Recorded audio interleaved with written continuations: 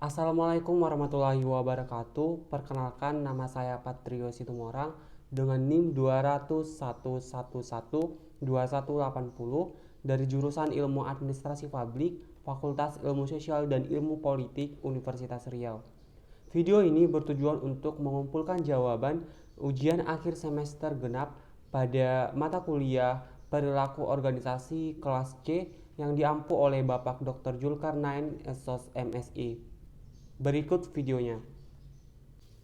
Baik, kita langsung aja masuk kepada soal nomor satu, yaitu apa yang Anda pahami tentang perilaku organisasi.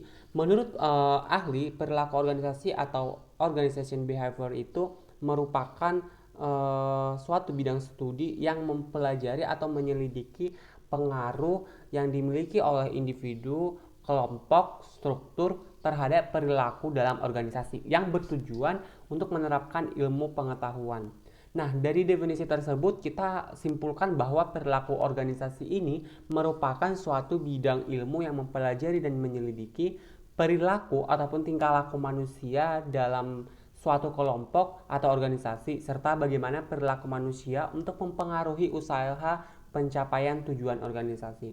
Nah, ada beberapa faktor dalam sebuah organisasi, itu adalah faktor eksternal dan juga faktor internal. Faktor internal itu contohnya dari jenis ras, keturunan, jenis kelamin, sifat fisik, dan kepribadian. Sedangkan faktor eksternal tersebut itu dapat berupa dari agama, pendidikan, lingkungan, dan juga sosial budaya yang mempengaruhi perilaku seseorang dalam sebuah organisasi ataupun kelompok.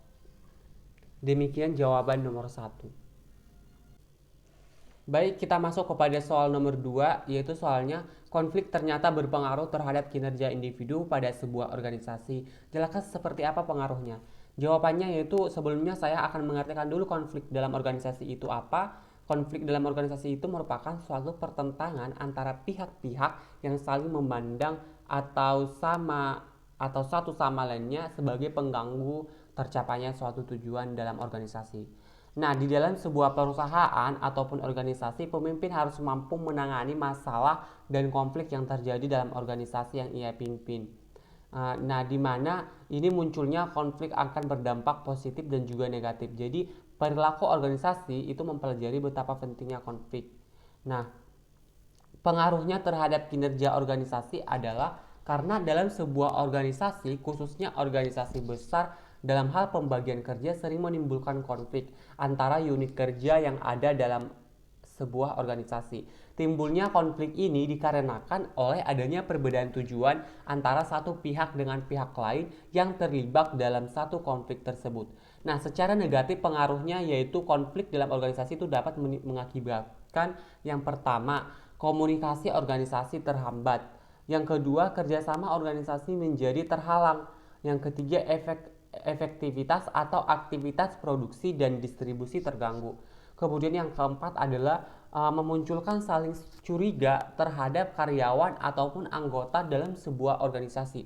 Yang kelima adalah individu yang berkonflik merasakan cemas, stres, apatis, dan juga frustasi. Nah, ini dimaksudkan adalah pengaruh pada psikologis terhadap sebuah ataupun seseorang, individu yang ada dalam kelompok dalam sebuah organisasi. Nah, itu saja jawaban nomor 2 yang bisa saya sampaikan. Terima kasih.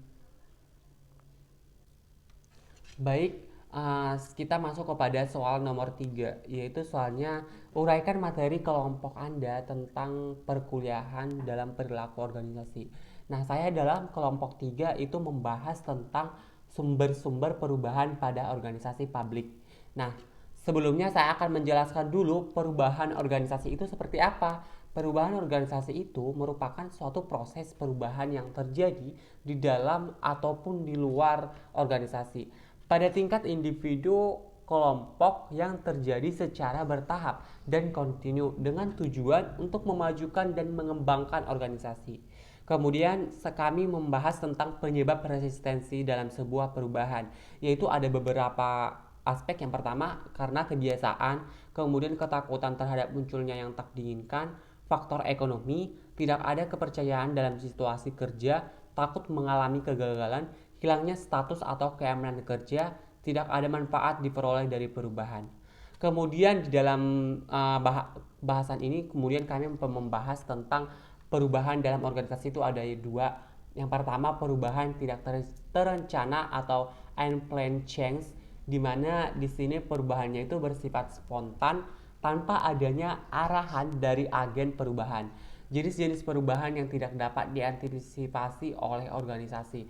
Contohnya itu adalah pemogokan liar yang membuat pabrik tutup, atau konflik interpersonal yang menghasilkan prosedur baru dalam hubungan antar departemen. Kemudian adalah yang kedua, kami membahas perubahan terencana atau planning change, di mana jenis perubahan organisasi ini dihasilkan oleh usaha-usaha yang dilakukan oleh pada perubahan. Demikian hasil diskusi daripada kelompok kami, kelompok 3. Kemudian berakhir juga jawaban ujian akhir semester genap saya. Akhir kata saya mengucapkan wassalamualaikum warahmatullahi wabarakatuh. Jika saya ada kesalahan dalam pengucapan kalimat, saya meminta maaf. Terima kasih yang sudah menonton. Demikian.